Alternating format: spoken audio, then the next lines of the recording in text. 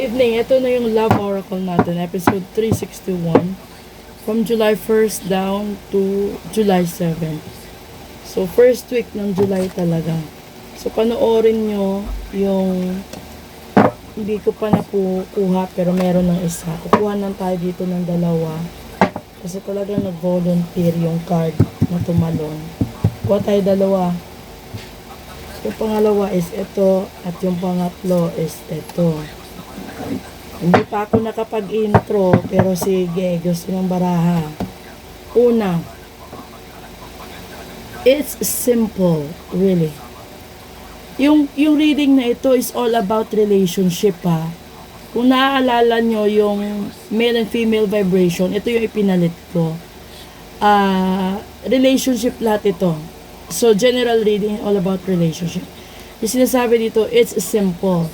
How do I feel and I want you us forever? Yung sinasabi niya. Yung pangalawa, spoiling you. Ang haba naman ito. Yung sinasabi, spoiling you. I want to give you the good life. I want to spoil you with gifts and trips. Everything you could ever need or want. You deserve nothing less. Diba? Simple lang para sa kanya yon. I-spoil kanya. And then pangatlo, you're special. Ang ganda. Sinasabi niya, you're special. You're truly divine and I've never felt energy like yours before and I can't get enough. Ito yung ito yung totoong emosyon. Ito yung mga walang boundaries. Wala siyang boundaries, wala siyang limitation. Ito yung tipo ng relasyon na hindi mo kailangang tawag nito, hindi mo kailangan ng permission, hindi mo kailangan ng duda, hindi mo kailangan magdalawang isip. Yung para bang kaya mong matulog ng mahimbing nang wala kang iniisip, wala kang inaalala, and kaya mong gumising sa umaga na wala kang takot na baka meron iba o merong gagawing iba. Diba? May mga ganun kasi. Kung ganito yung takbo ng relationship ninyo, magpasalamat ka. Kung ganito yung tipo ng sitwasyon na meron kayo, ipasalamat mo talaga sa Diyos. Kasi, dati 1 out of 10, ngayon 1 out of 100 na lang po ang ratio. So, para sa kanya, simple, no?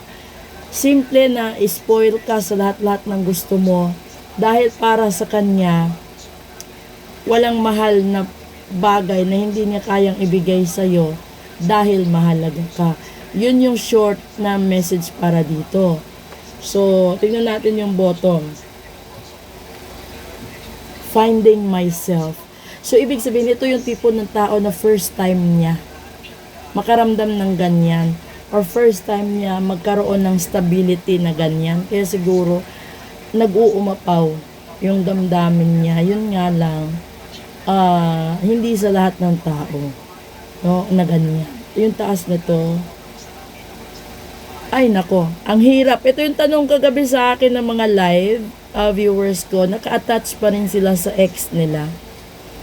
Ito yung mga malas sa buhay niyo. Ito yung mga malas. O, tignan mo ha. Nasa. Ibig sabihin, sa pang-7 araw or bago dumating yung pang-7 araw, no, yung tao na nagmamahal sa inyo, may ex na nakaabang. Ito yon. I'm attached to my ex emotionally, physically, and spiritually. I need time and space to break this connection. Maganda yung punto niya. That person needs time to break the communication. Paano kung katulad ng tanong ng mga live viewers ko kagabi na hindi nila kayang hindian yung mga ex nila na nagpo-communicate pa rin sa kanila.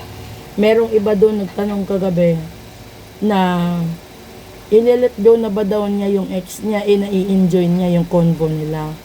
Meron din namang nagtanong kagabi na babalikan niya yung ex niya, iiwanan niya yung taong nag-spoil sa kanya. Yun yung pinakamasama doon. Kasi, kapag pinili mo yung demonyo kaysa ganyan na sitwasyon, mamalasin ka. Lalo na kung yung tao walang kasalanan, mamalasin ka. Tatamaan ka kahit sa anggulo. Di mo kailangan ng barang kulong sumpa, mamalasin ka talaga. And, ano pa ba yung tinanong kagabi sa akin sa live?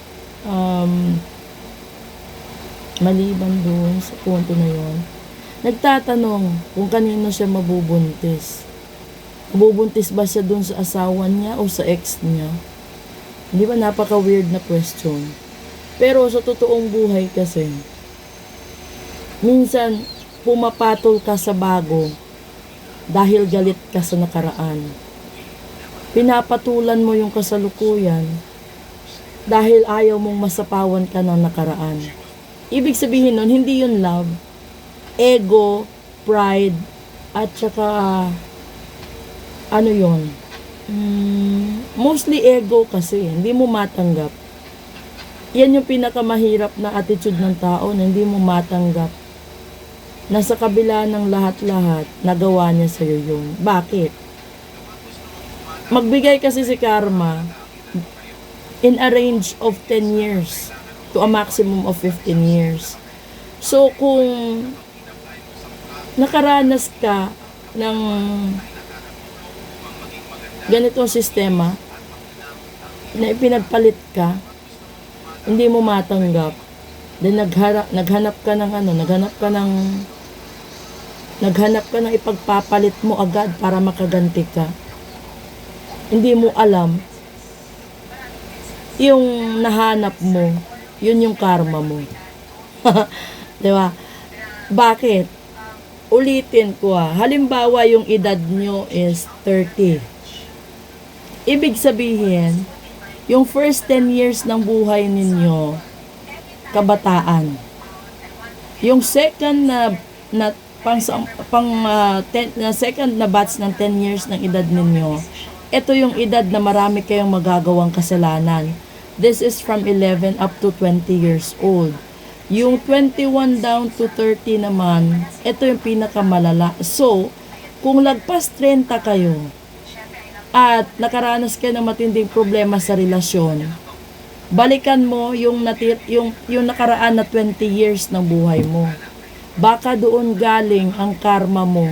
Bakit hindi ka maka-move on or hindi ka maka-recover sa mga patong-patong na karma mo sa buhay. Totoo yun na. Yung karma nga lang, bago tumama sa'yo, 10-10 taon. So kung may karma ka sa biyenan mo, sa manugang mo, isang karma. Kung may pagkakamali ka sa magulang mo mismo, another karma mo yun. Kung meron kang pagkakamali sa asawa mo, karma mo pa pang third na yon. Hindi pa kasama yung karma mo sa kaibigan mo, karma mo sa mga taong sumama ang loob sa'yo. So, bilangin mo ilang karma tatama sa'yo sa edad mo ngayon.